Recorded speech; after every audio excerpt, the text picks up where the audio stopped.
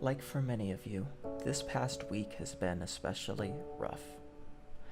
Like many of you, I'm tired of seeing innocent lives lost. I don't know how to fix this or make it better, but I want to learn. That's why I've decided to do my own independent journalism, to ask those within the Black community their stories and their thoughts on how to fix this. Today, I'll be speaking with Walter Blanks Jr.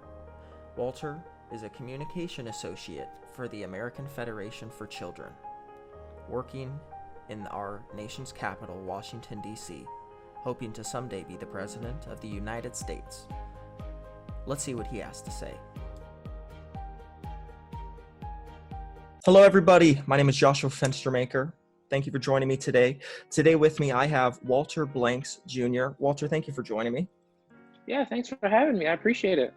So me and Walter go way back. We went to middle school and high school together, been friends for a long time, and I wanted to make sure he was the first person I had on to kind of discuss these topics.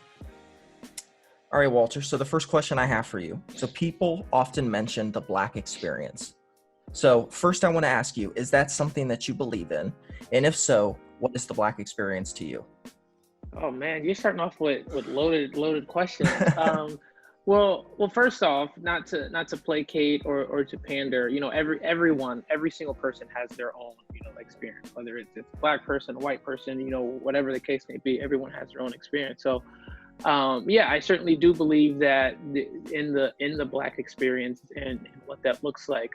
I think I have a unique experience that's a little bit different than what most Black people will think is the typical experience. Of course, you have the things like the things that we're seeing in our country now, whether it's police brutality, racial profiling, all these things.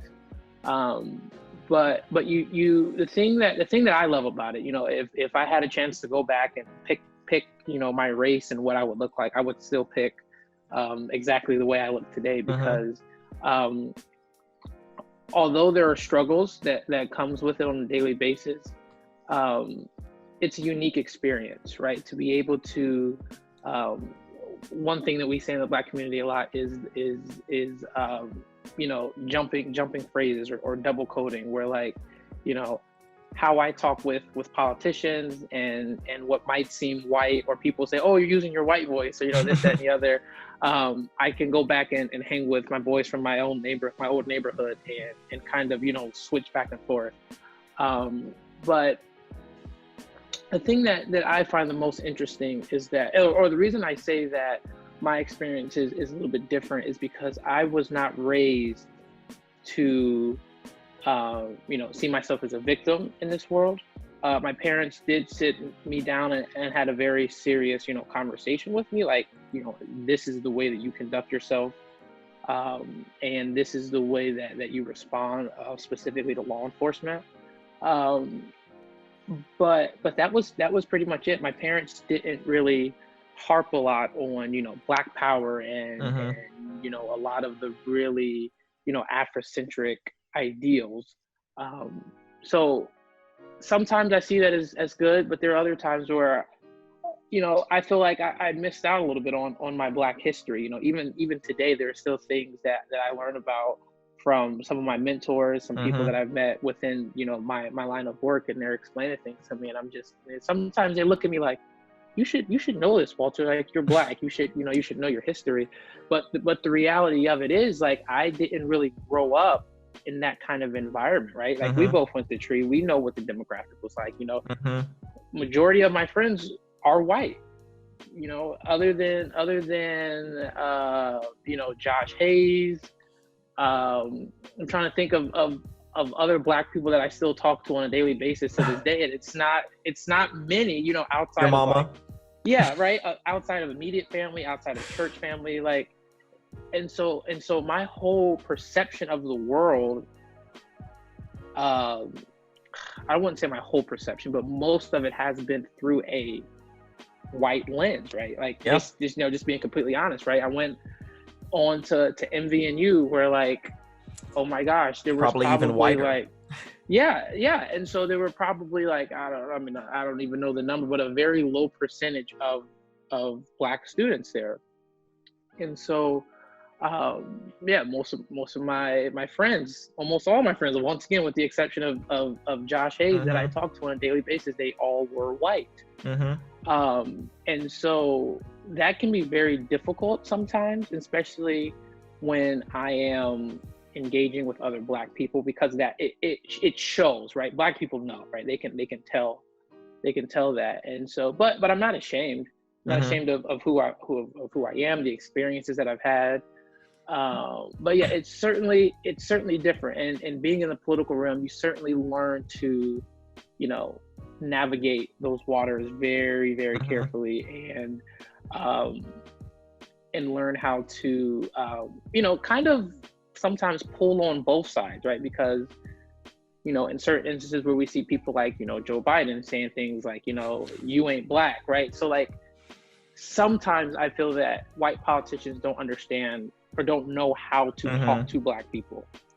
And so I have the best of both worlds essentially, right? Like I'm able to have those candid conversations with the black community while also having candid conversations with the white community, or Mm-hmm. or any other community, because I've been kind of weaving in and out of those different perspectives my whole life. And so Sure. um, I'm not like super heavy, black power and all that. I love my community, and I will work to see my community and people like me progress. But ultimately, like, we are just one race, right? Black Mm-hmm. people is just one race, and especially in America, we are every race, right? We are all kinds of different people. And so while I do want to see my people succeed and excel, I want to see America as a whole succeed and excel. And I think I have the ability to kind of, like I said, jump in all of those different worlds and Mm-hmm. make that happen.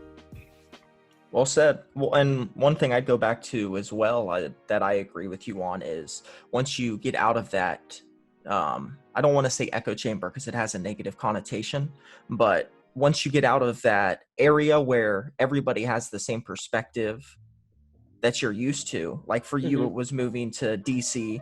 For me, it was moving down to Florida. You learn what other life experiences are life, and how you really were only seeing such a small percentage of how the world lives. Yeah, and the thing about that too, it's a tough conversation to have, but some people will. I've had people call me like sellouts, right? Like, because all my friends are white, or because of the people that I associate myself with are majority white. But to be perfectly honest, when I was growing up, right, like a lot of my friends who had what I wanted in life, who were, successful, who had nice houses in Dublin, swimming pools in Hilliard, all of these things as a kid that are cool and amazing. Like, those were white people. Like, just that was just the reality of it. And so like I was exposed to so much more than Mm-hmm. just what was in my neighborhood, right? And um, so then what would happen is I began to sit down with those people and say, how did you get to where you are? And I think when we talk about, like, the wealth gap and income and all these things, Mm-hmm. there are not enough black figures who are successful, who are wealthy, who have land, who have generational Mm-hmm. wealth, um, that I can learn from. Right, there are some, and I stay in contact with some, especially in the Columbus area, but like that's it's few and far between. Yeah. And so that's one thing that I'm striving to do is to learn, how to manage money, how to invest in the stock market, how to invest in Mm-hmm. real estate, right? I mean, like, even at Tree, like, we were taught none of that, but Yep. I guarantee you some of the people that we went to school with, and I'm sure you can name names just like I can, had that teaching at home, right? So they already had, Mm-hmm. a leg up. And like, you and I come from very, very similar background, and we are both, completely different, right? Completely different lifestyles, completely different colors. Mm-hmm. Um, and so I would never say that, like, okay, well, you're white, so you already have a leg up more than I do. Yeah, sure, there are roadblocks, but there are roadblocks that you've encountered in your own life that I've never had to encounter. And so we can't say, oh, I'm black, so I have experienced more hurt than you, right? Like there aren't levels of hurt, right? Hurt is hurt. And so it's not a competition to see, who's the most hurt, right? You get up, you grind, and we all face different obstacles. Is it fair?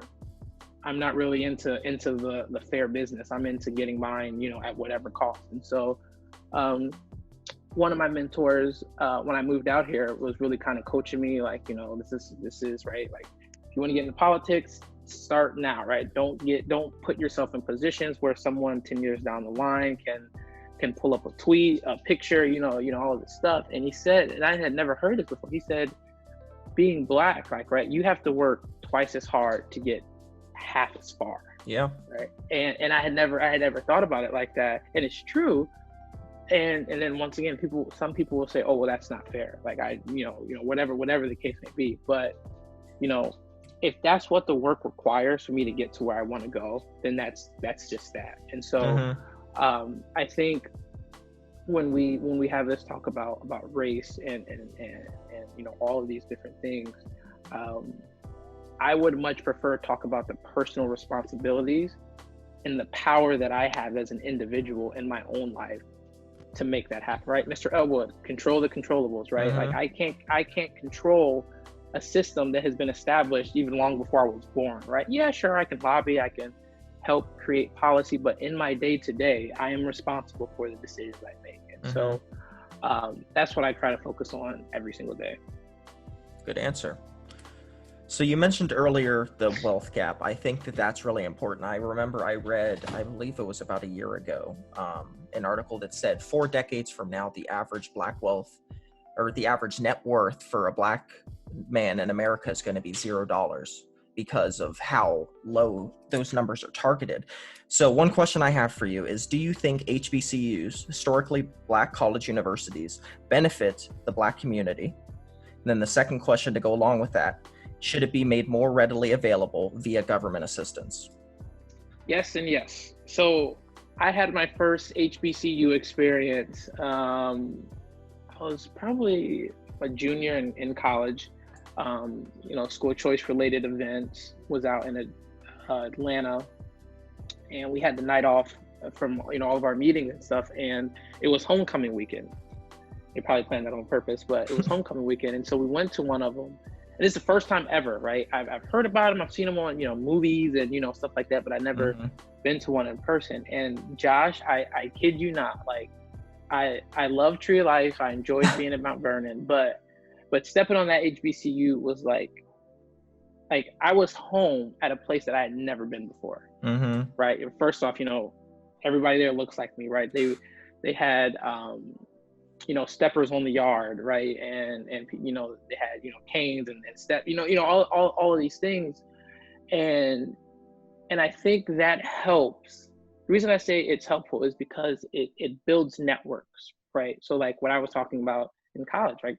Didn't have a lot of black friends, didn't have a lot of black mentors. I don't think I had any black teachers when I was in college, and so HBCUs allows for that connection, that network. Like there are people that I meet in my space now who went to HBCUs and still talk to people there, or if they were in a fraternity or a sorority, whatever the case may be, and they're very, very close friends.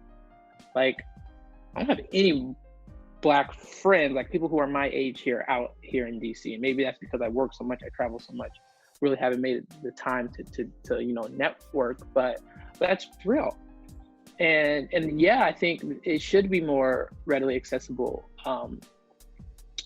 through via government, because once again, that's the black experience, right? And it's something that that idea never even came up when I was searching for colleges. And I told my parents, I was like, come on, y'all, like why didn't we have this conversation, or why didn't we even try to explore this option? And so I mean, one thing that President Trump has done is he has allowed more funding to go to HBCUs, quite a bit of funding to go to HBCUs. And so clearly there is a very important component there that will help. Sometimes they talk about, the whitewashing of Black Americans Mm-hmm. and things like that. And so yeah, I think it's very important to have those avenues where people can kind of find where they belong in society and have their place. Because I will tell you, like, a lot of my time at MVNU, I felt out of place. Mm-hmm. And you just make it work, right? You evolve, that's your environment. But yeah, I would have loved to have some kind of network like that where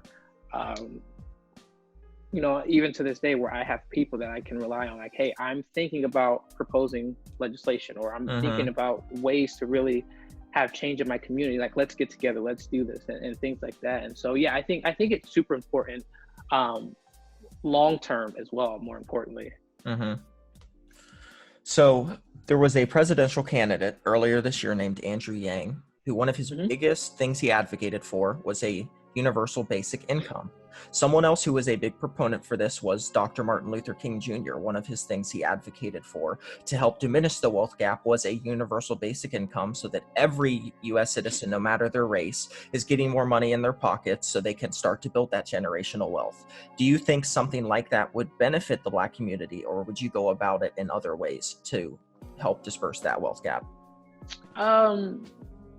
Well, it's twofold. Yes, I would support that because like you said, it's a tangible way to allow this process to start. Like, it's one thing to just have education on it, but it's another thing to actually be able to put it in practice and have the capital to carry out what you've been taught. It's also a very, very tough thing, right? Because if you're going to, just realistically, right, you say whatever the amount is that we're going to give to help build generational wealth, like, first thing I might do is, try to go cop some Jordans that I've been looking at that are like way outside of my, price range. I can't afford, right? And so I think it's important to, I don't think the answer is just giving a universal income, right? To say this is the amount we're just going to give, right? I think there has to be, especially within the Black community, Black people spend more on designer than any other race in America, right? And so I think we have to change, how we see money, and not just Black people. I mean, granted, most of the talk that we're going to have is from the Black, my perspective, but I think this applies to other people as well. But you have to have the financial literacy first, in my opinion, before you can, start, pushing all of this, all this money out. And I've sat down with multiple, successful people, millionaires, who think of money and utilize money in ways that, like, I'd never even heard of, I can't even imagine using. And so I think that's the conversation that really needs to be had, right? We talk about, like, reparations and the dollar amount. Like, in my opinion, you want to make up for all those years of slavery and racial disparities. Let's get Black people educated. Like, that will serve them way more than any dollar amount. And so I think, let's start some courses on financial literacy within the Black community, not just for students, but for parents as well. I think that's how you really establish generational wealth, right? Yeah, there are some tangibles, like property, land, real estate, all these things. But one key difference, and Dr. King talks about it when, they always were saying, lift yourself up by the bootstraps, and, all of these things. Generational knowledge has been passed down within wealthy communities, right? Like, how to invest in the stock market, how to, acquire land, real estate, all these things. Most of the things, those kind of things are not taught in schools today, right? Families have passed them down from generation to generation, but not only have they passed down the knowledge, they've also passed down the means to make that happen, right? With land, with actual dollars. And so Black people are still playing catch up, right? They're still playing catch up. They're still trying to uh, get to that point where they can, start to acquire that and pass that down. So, um, what's the answer for that? Whatever the answer is, we won't see change in within our lifetime. I don't think, because it is a generational, Hmm. type thing. But I think we can start, making those dominoes fall, though, certainly. Definitely. So, obviously, George Floyd is the big topic right now. A lot of people are, you know, trying to decide what is the best way. So, I want to ask you, what is the best way to honor the memory of George Floyd? Oh man, I will tell you what isn't the best way first, and that's rioting and looting and destroying, other people's um, businesses and you know, like means of providing for their family, right? And so this is certainly a hot topic, and there are some people, specifically white people, friends of mine, people that I know follow on social media, are saying like, we can't tell people how to, we can't tell other races how to react or how they should feel.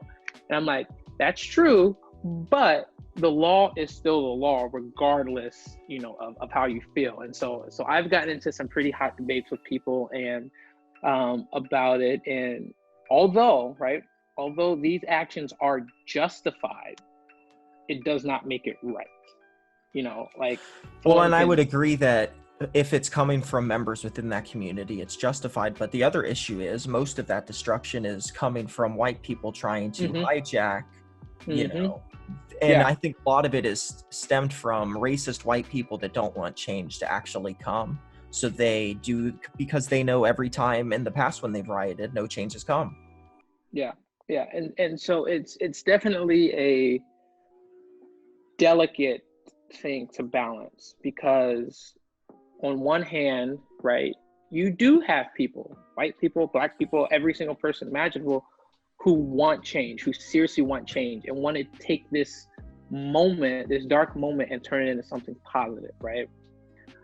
And then, like you said, you have others who are hijacking this moment for whatever reason. And so whether it's whether it's you know protesting or riots, whatever the case, they're in constant conflict at this moment. So for me, I am just like, okay, I am going to step back and reevaluate and be innovative in my way of causing change. Yes, I will still peacefully protest. Yes, I will still support Black Lives. I will still support my people in any way I can. But in a space where I'm thinking, how can the decisions I make really cause change? I'm trying to figure out another way. Hmm. And that's what has been the most difficult thing for me, because I just don't know, right? We are just at so much of a crossroads right now. People, like, I don't know what to say, I don't know what to Hmm. do, I don't know what to feel, but I know that all of this anger, this hate, this confusion that is sitting inside of me, because in all honesty, it is. Um, I have to figure out logically and tactfully how to make change, right? And I've said this before. I've sat in many rooms with people who are making decisions, both at the state level, the federal level, all these things. And most of the times decisions get made or things get done, it is not because it is the right thing to do. It's because there is some kind of benefit for them down the line. And to me, that is just whatever, right? That's how politics are. That's how people are. And so me understanding that, I'm trying to think, okay, how can I tactfully get what I want, in this situation? And so I've been calling, emailing, zooming a lot of people in my circle to say, here are three tangible things that I'm thinking, right? How do we get this into legislation? How do we get this into a bill? So like one of them is, stricter and more strict and more frequent, psychological evaluations with these police officers who are in the field. Um, um, different disciplinary actions that need to be enforced. Like this guy who murdered George Floyd had 18 prior Mm-hmm. complaints or violations or whatever, whatever they call it, and only 3 of them were met with disciplinary actions, right? So like, I'm not in the guessing game, but how much of this could have been prevented? Well, and it's also the first time in Minnesota's state history that an officer has been convicted in the shooting of a black man. Yeah. First time ever. Mm-hmm. And so we need to start. This is just how I'm thinking. This is just how I see things moving. Everyone has a role, and the protest is how we get started, right? But a year from now, like, how did those protests, how would they have affected and changed, like caused change, right? Like, you can protest, but if you don't have legislation, if you don't have, my cat's going crazy back there. If you don't have physical things built into this system, he's gonna jump. So there's a microwave. That's my microwave. He jumps on top of the microwave and will open this cabinet door. Oh, I don't know if really? he's gonna do it or not. Yeah, he's trying.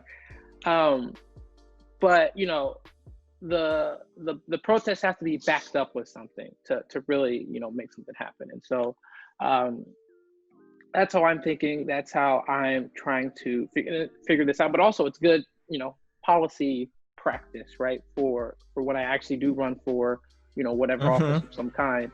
But I will say, up until the last few days, I had been very frustrated because I did not see political figures, celebrities, anyone who has a voice, and anyone who will listen, really take a stand to unify and move forward, right? So it was a lot of, this is awful. LeBron was talking about, being hunted down, and I don't necessarily agree with that, but all of these things, maybe it was me just me being critical, but I feel like I would like to think that if I was in some kind of political office, if I was president, whatever, I would have been out there with the people, right? Whether it was cleaning up the streets, my streets of my city, or addressing crowds. I get that there is a, for the president, mostly at least, there is a, legit safety concern in doing that. But right now, we don't need division. We need a leader to look to during the time. It could be, it doesn't have to be Trump. It could be DeWine. It could be Cuomo. It could be the Block. It could be anyone who has a platform and a voice. And like, and this is once again me being critical of my opinion. If President Obama can go on national television for a virtual graduation, right? That I'm sure probably every single Black person in America watched. And he threw jabs at Trump during that. And once again, in my opinion, I don't think that was the place for it, whether he was right or not, but that's a whole different conversation. But if he can do that, and Black people loved it, retweeted it, posted it all on their social media, why wasn't there any kind of unification for now? Right? Like, immediately, like, you don't have to wait. Like, you're the former president. Like, you don't have to wait to do that. But then some people started sending me stuff where he actually did, post, physical, tangible things to do to, really be a part of the change. And what he was saying was actually a lot of the stuff that I was saying before he said it. So I wonder if he was like, creeping on my social media posts a little bit. But talking about the lower levels of government really stepping up, because in my opinion, that's where all the power really is, right? At the state and local levels. And so having, these lower levels, I mean, I don't consider them lower levels, but, these individual people in the states to step up. Like, we don't have to look to Trump for leadership. I mean, if you're still looking to him for leadership now, that's just wait till November and try again at that point. Yeah.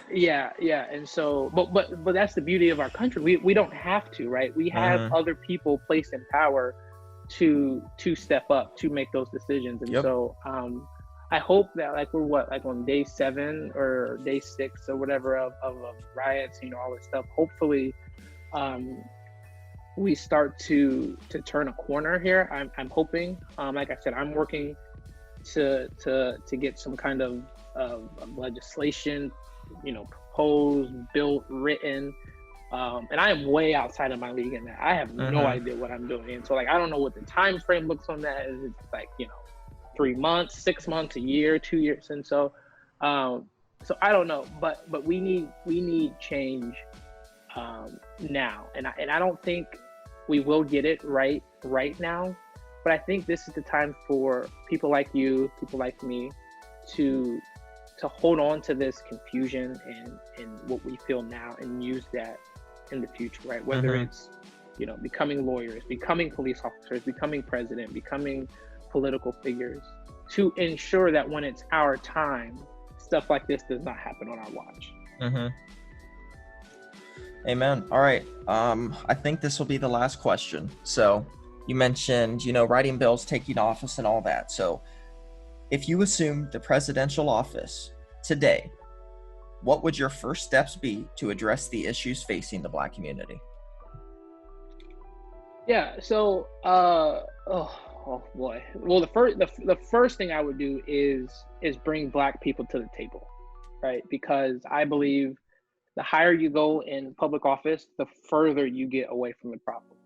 So instead of me and my one singularity Black person opinion making decisions that I think will positively affect everyone, let's get some Black leaders at the table to sit down and say, what do you need? Like that should be the job of the president, right? To ask the people that he represents, which is all of America, what do you need? So that would be the first thing that I would do.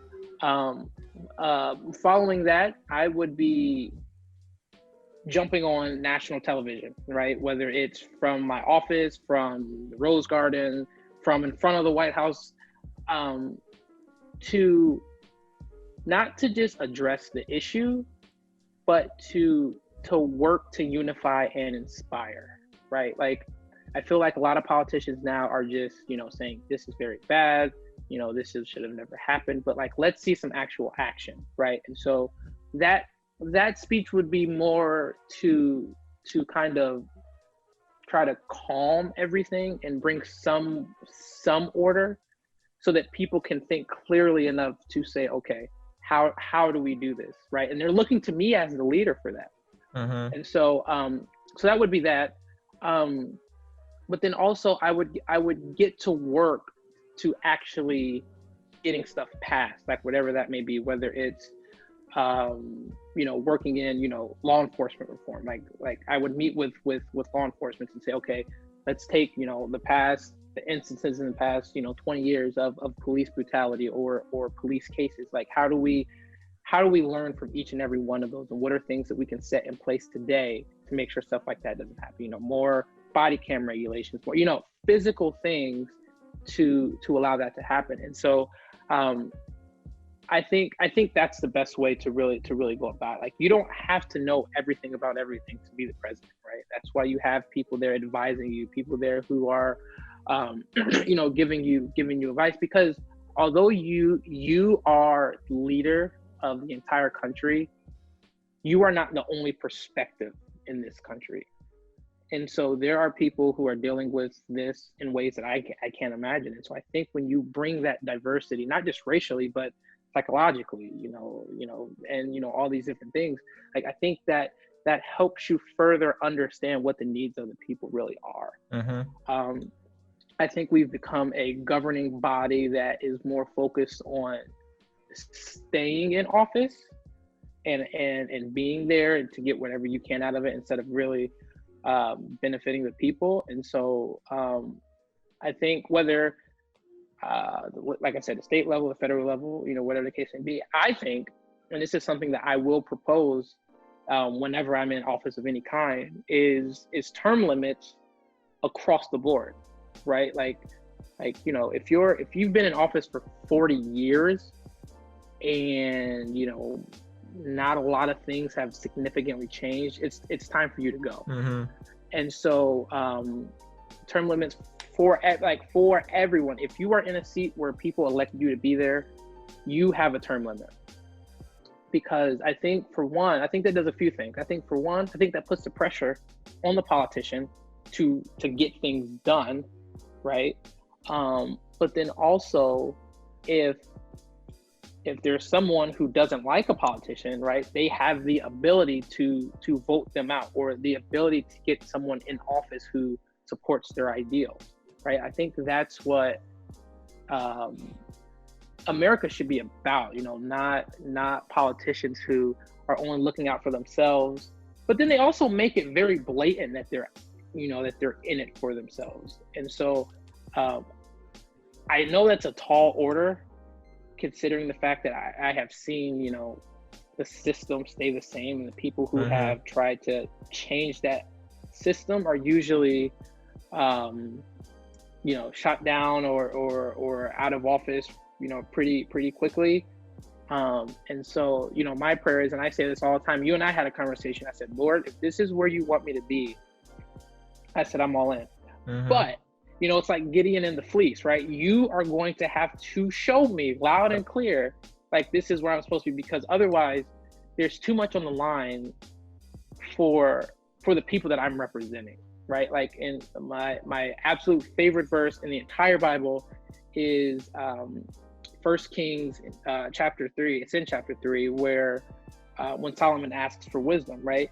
It's not him asking for wisdom, yes, was great, but then right after that he says, give your servant a discerning heart, and then he says, for who is great enough to lead your people.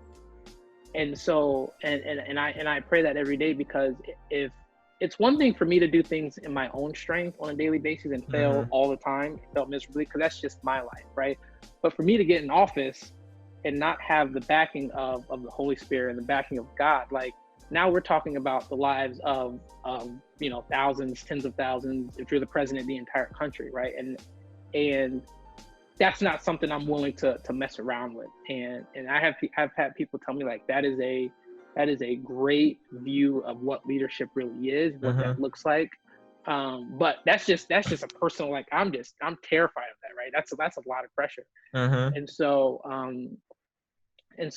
I think we certainly have a lot of work to do, but it's not impossible. And I think people like you and I having this conversation, having this dialogue, is what needs to be running on CNN all the time, what needs to be running on Fox News, because I think the more people see this, the more that we focus on what unifies us versus what divides us. And so, they say what you focus on expands, right? So the more you watch negative TV, you watch, the things that Trump said, you watch the things that people say about Trump, like, it splinters you.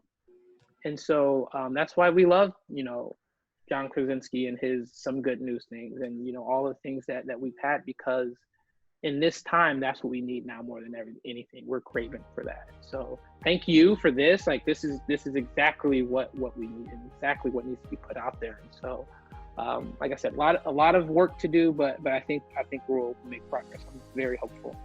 Definitely. Awesome. Well, thank you again for all the answers. Once again, Walter Blanks Jr., advocate for school choice, works in DC, future president of the United States. Thank you so much for joining us.